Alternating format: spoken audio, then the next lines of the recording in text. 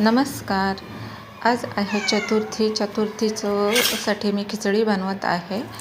तर इथे शेंगदाणे उकडून घेतलेले आहेत, बटाटे उकडून घेतलेले आहेत, इथे मिरची कापून घेतलेली आहे, कढीपत्ता घेतलेला आहे आणि गॅसवर इथे कढई ठेवलेली आहे. इथे 2-3 चमचे मी तूप टाकून घेते. तूप चांगलं छान असं तापून दिलं आणि त्यानंतर 1 चमचा मी जिरं फोडणीला टाकून घेते. जिरं चांगलं छान तडतडू द्यायचं आहे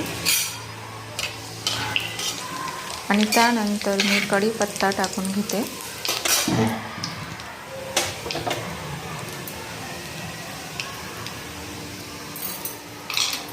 भरपूर असा कढीपत्ता फोडणीमध्ये मी टाकून घेतला आणि लगेच मिरचीसुद्धा टाकून घेते.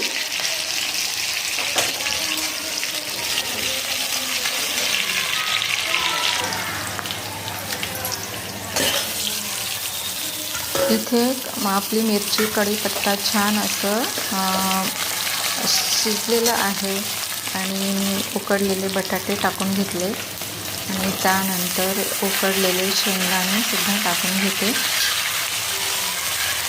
एकसारखं सर्व खिचडी बनवून घ्यायची आहे.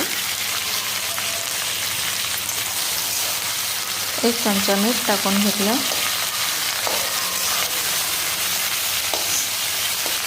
सर्व साहित्य एकसारखं करून घ्यायचं आहे.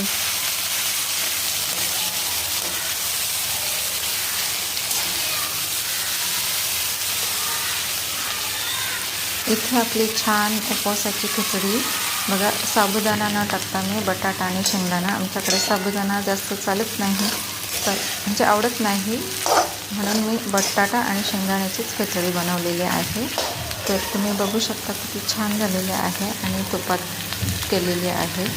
तर छान अशी खिचडी तयार आहे. तोपर्यंत बाय बाय.